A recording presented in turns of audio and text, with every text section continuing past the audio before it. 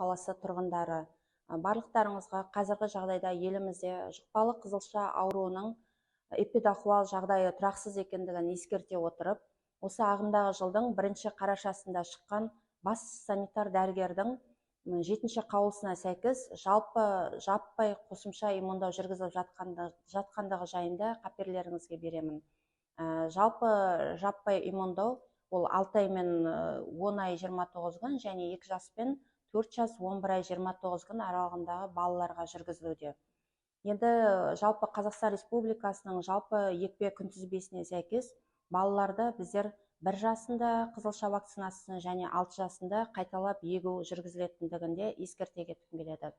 Барлық осы 2-ші Ақтау қалалық емханасының ата-аналарына айтатыным, біздерде осы эпидахуал басталғалы емханамыз демалыс күндері де штаттық режимде жұмыс жасап, екпе кабинеттері өз қызметін атқарып жатқандығын айта кеткім келеді.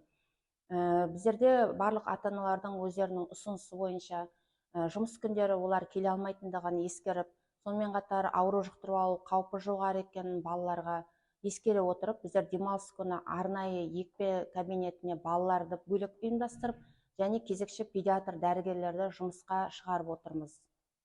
Сонымен қатар, екпеден бас тартқан ата-аналармен жұмыс жасау арқылы түсіндіру жұмыстарының жүруінің арқасында оң нәтижесін беріп, бүгін бізде 9 желтоқсан күні бірнеше ата-ана келіп, өздерінің балаларына екпе алып кетті.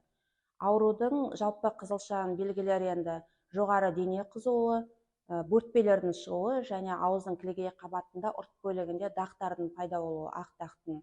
Және қызылша ауруы ауа тамшылы жолмен жұғатын болғандықтан, ең бірінші бірден-бір алдын алу шарасының бірі ол екпе алу, яғни вакцинация. Сол себепті барлық ата-аналарды вакцинацияға алуға шақырамыз. Себебі вакцина алғаннан кейін ауру өте жеңіл дәрежеде өтеді және асқыну қауіптері болмайды. Яғни ауырып ем іздегенше ауырмаудың жолын іздеп, барлықтарыңызды вакцинация алуға екпе